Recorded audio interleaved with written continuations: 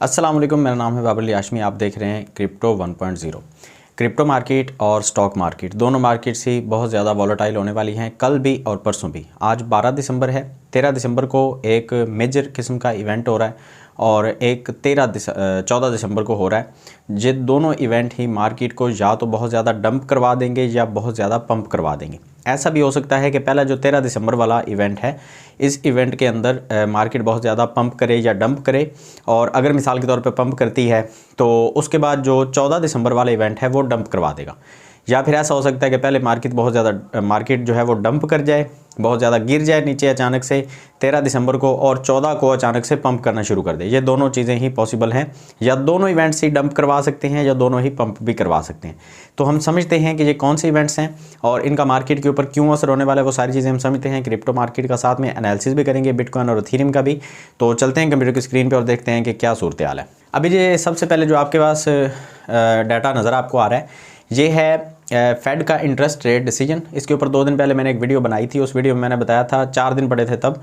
अभी 2 दिन 7 घंटे बाकी हैं, और जो सोचा जा रहा है, जो राय आ रही है मार्केट में, वो है कि जो फेड के इंटरेस्ट रेट हैं वो डिसीजन आएगा 4.5% का। अभी जो प्रीवियस चल रहे हैं वो 4% है, मतलब कि 0.5% जो है वो मज़ीद बढ़ जाएंगे इंटरेस्ट रेट। अगर ये मज़ीद बढ़ते हैं तो अगर ये 5% तक ही 0.5% ही बढ़ते हैं तो मार्केट में एक पंप देखने को मिलेगा।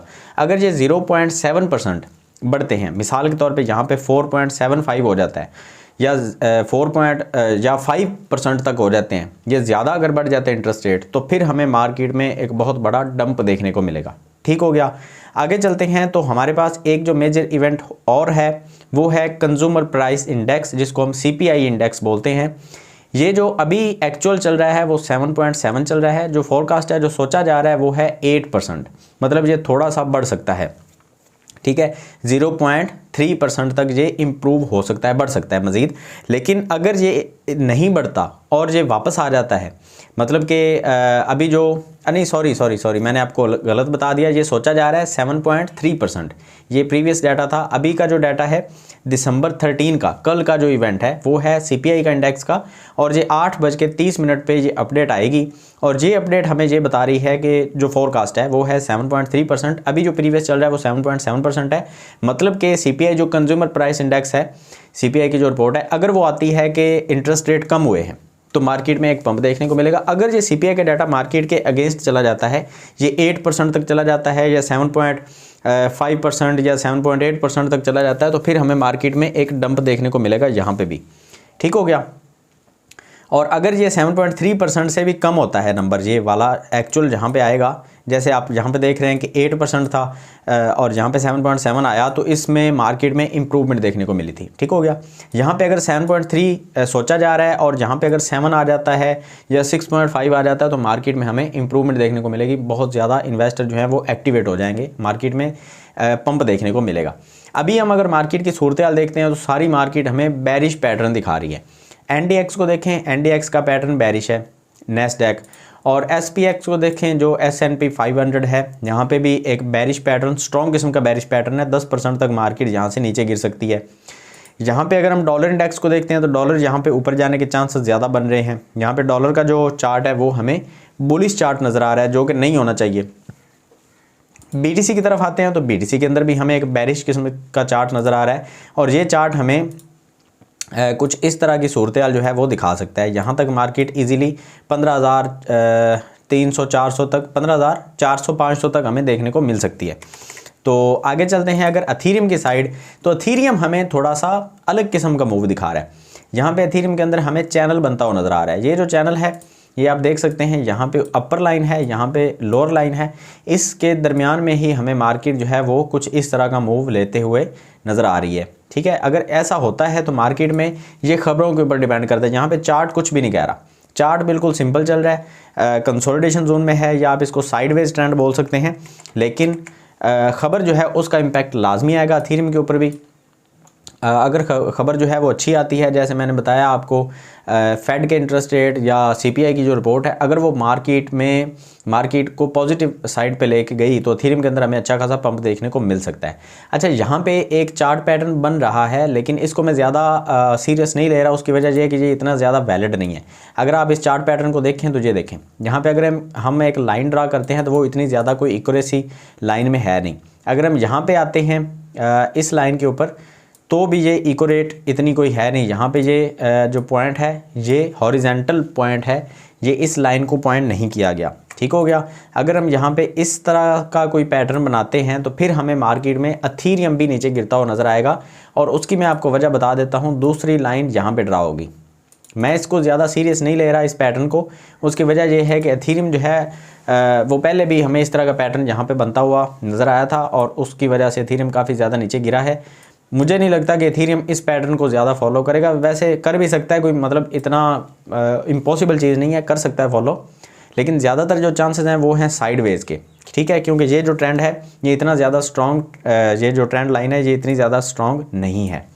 अच्छा, आगे चलते हैं। FTT टोकन के बारे में थोड़ी सी बात कर लेते हैं, और यहाँ पे मैं आपको थोड़ी सी अपनी राय भी देना चाहूँगा। देखिए, हम अक्सर ऐसा करते हैं कि हम बहुत सारे जो कॉइन्स हैं ना वो हम ख़रीद के रखते हैं, और हम ये सोचते हैं कि 5 साल के बाद ये बहुत अच्छा चला जाएगा, हम इसको बेच के अपने पैसे निकाल लेंगे।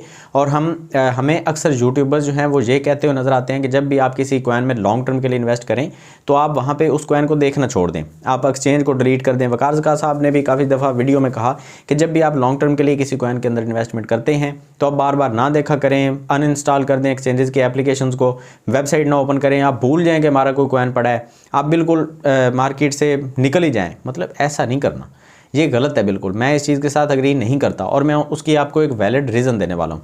अब मिसाल के तौर पर आपने FTT टोकन के अंदर इन्वेस्टमेंट की और आपने खबरें नहीं सुनी, आपने चार्ट नहीं देखा, आपने कुछ भी नहीं किया, और 5 साल के लिए आपने पैसे लगा के छोड़ दिए। और कहाँ पे छोड़े? जहाँ पे बिल्कुल लोअर लाइन के ऊपर आपने ख़रीद लिया। मिसाल के तौर पे मैं आपको यहाँ पे एक छोटा सा एग्जांपल देना चाहूँगा कि आपने FTT के अंदर इन्वेस्टमेंट की थी। मिसाल दे रहा हूँ मैं, ये नहीं है कि आपने की थी, आपने इन्वेस्टमेंट की थी यहाँ पे जब FTT ओपन हुआ था 2019 में। तो आपने सोचा जी ठीक है, यहाँ पे 2019 के अंदर, क्योंकि अभी तो ये नई नई एक्सचेंज है तो इसकी जो प्राइस है वो आपने ये सोचा होगा कि तब अभी तो ये पंप ही करेगी। तो आपने मिसाल के तौर पे यहाँ पे इस पॉइंट के ऊपर कहीं $1.2 के ऊपर आपने इसको ख़रीद लिया। अब आप वेट कर रहे हैं कि ये ऊपर जाए और हम इसको बेच दें। अच्छा, मिसाल के तौर पे आप मार्केट को बार बार देख रहे हैं, वो भी अच्छा नहीं होता कि आप एक दिन में 10 दफ़ा देख रहे हैं, वो भी अच्छी बात नहीं है, लेकिन बिल्कुल कट ऑफ भी नहीं होना। मिसाल के तौर पे आपने $1 के ऊपर इसको ख़रीदा और ये चला गया है जी $4 के ऊपर, तो आपकी जो प्रॉफिट बन रही थी यहाँ पे वो 318% बन रही थी। ठीक हो गया। अच्छा, अब 318% की प्रॉफिट लेके भी आप नहीं निकल रहे तो बहुत बड़ी एक बेवकूफ़ी है। अच्छा, चलें यहाँ पे भी छोड़ दें। मिसाल के तौर पे आपने इसको देख लिया जनाब 2 साल के बाद, 2019 में आपने ख़रीदारी की और आपने इसको देखा 2021 में, और ये आप देखें अब यहाँ पे $1 के ऊपर आपने ख़रीदा और आपने 2021 में ठीक 2 साल के बाद आपने अगर इसको देखा मिसाल के तौर पे, तो आप कितनी प्रॉफिट में हैं जनाब? 5696% प्रॉफिट में। उसकी वजह कि यहाँ पे $63 का ये टोकन हुआ था, उसके बाद फिर से नीचे आया, कहाँ तक आया? ये वापस आ गया, फिर भी 1931% आप फिर भी प्रॉफिट में थे। चलें ठीक है, आपने जहाँ भी नहीं बेचा दोबारा से ऊपर चला गया। अब जब ऊपर गया तो ये 7688% तक ऊपर गया, लेकिन आपने क्या किया? आपने वकार ज़का साहब की बात सुनी या किसी और यूट्यूबर की बात सुन ली, किसी एनालिस्ट की, उसने कहा कि आपने एक्सचेंजेस को डिलीट कर देना है, आपने देखना ही नहीं है। 2 साल तक आपने देखा ही नहीं किसी चीज़ को, 3 साल तक नहीं देखा, आप चले गए सीधा 5वें साल के अंदर। अब 5वें साल के अंदर तो इस टोकन का दिवालिया निकल गया, ये वापस आ गया। कहाँ पे आ गया? अब ये देखें, जिन लोगों ने 5 साल के लिए 4 साल के लिए इसको छोड़ा हुआ था, अब उन्होंने इतनी ज़्यादा मतलब 7-8 हज़ार% प्रॉफिट भी अगर लेके कोई नहीं निकलता तो उसको हम बेवकूफ़ी कहेंगे और क्या कहेंगे। अच्छा, ये वापस आया और इसकी जो खबर फैली ना वो भी 1800% के ऊपर इसकी खबर फैली कि ये डेड हो गया, बिल्कुल ये एक्सचेंज अब मर गई। अच्छा, तब भी अगर किसी ने नई खबरें सुनी और वो बेचारा नहीं कर सका तो 0% प्रॉफिट बची जी आपके पास, ये देख लें। अब ये 0% से भी नीचे, आपने मतलब $1 पे ख़रीदा था तो उसके बाद ये -2% में चला गया। अब बताएं किसी भी टोकन में जब आप इन्वेस्टमेंट करते हैं, मैंने खुद कुछ टोकन्स के अंदर मैंने लॉन्ग टर्म के लिए इन्वेस्टमेंट की हुई है, मैंने डॉट के अंदर की है, मैंने कोनो के अंदर की है। मैंने उनको अब डेली बेसिस के ऊपर, ये नहीं है कि मैं उनको बैठा रहूँ देखता रहूँ कि ये क्या बन गया, नीचे ना आ जाए ऊपर ना चला जाए, मैं डेली बेसिस के ऊपर ये नहीं कर रहा, लेकिन मैं कम से कम उनको हफ्ते में एक बार देखता हूँ, 10 दिन में एक बार देखता हूँ, 15 दिन में एक बार देखता हूँ कभी। तो मेरा उनके साथ थोड़ा बहुत टच रहना बहुत ज़रूरी है। अगर वो टोकन डेड हो रहा है तो मुझे जो थोड़े बहुत पैसे वहाँ से मिल रहे हैं, मैं कम से कम वो तो लेके निकलूँ। यह हो सकता है कि मैं इन्वेस्टमेंट जो मैंने की थी जब, तो मैंने बहुत अर्ली कर दी थी और अब वो टोकन जो है वो 10,000% पे खड़ा है प्रॉफिट में, या 20,000% प्रॉफिट में खड़ा है, तो मेरा काम बनता है कि मैं उसको निकाल लूँ। मैंने इसीलिए इन्वेस्टमेंट की थी ना कि मैं 20,000, 10,000 या 5,000% की प्रॉफिट से निकल जाऊँगा। तो आप सोचें 5,000% की प्रॉफिट लेके भी अगर कोई नहीं निकल सकता तो फिर इन्वेस्टमेंट करने का फ़ायदा नहीं है। अब ये FTT की टोकन की तरह ही अगर हम देखते हैं तो आप सोलाना के अंदर देख लें, सोलाना के अंदर बहुत सारे लोगों ने इन्वेस्टमेंट की और उन लोगों की मैं स्टोरी आपको सुना देता हूँ। यहाँ पे आप देखें, सोलाना जब 2021 की बात करते हैं सितंबर की, तो सितंबर 2021 को यहाँ पे सोलाना की प्राइस थी जनाब $116।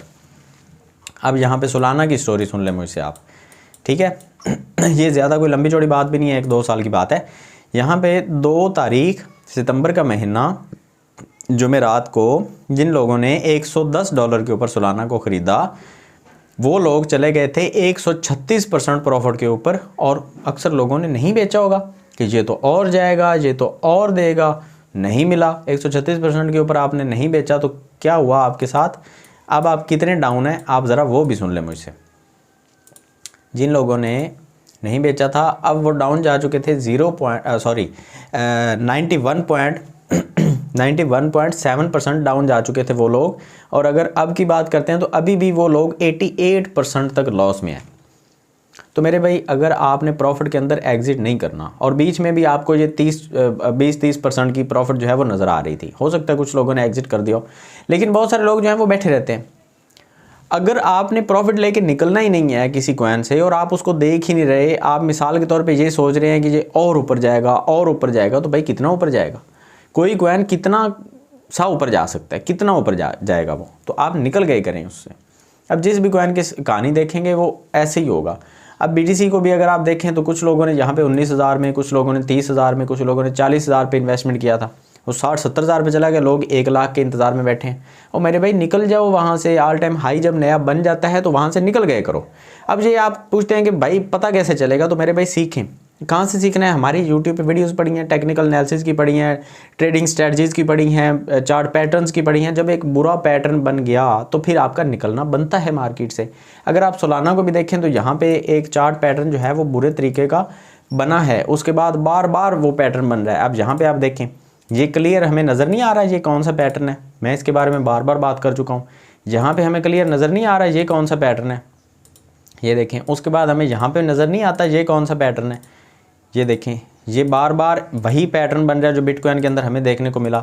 उसके बाद ये देखें, ये भी वही पैटर्न है, ये देखें।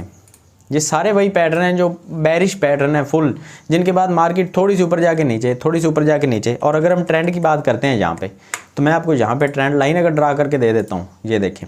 तो ट्रेंड लाइन भी हमें क्या बता रही है कि ये ट्रेंड डाउन है, और यहाँ पे अगर टूटा भी है ट्रेंड, ये देखें, अगर यहाँ पे ट्रेंड टूट भी गया था तो उसके बाद भी क्या हुआ है, मार्केट ऊपर गई है। तो आपने देखना है ना कि पैटर्न कौन सा बन रहा है। पैटर्न अगर बुरा बन रहा है तो आप निकल जाए वहाँ से।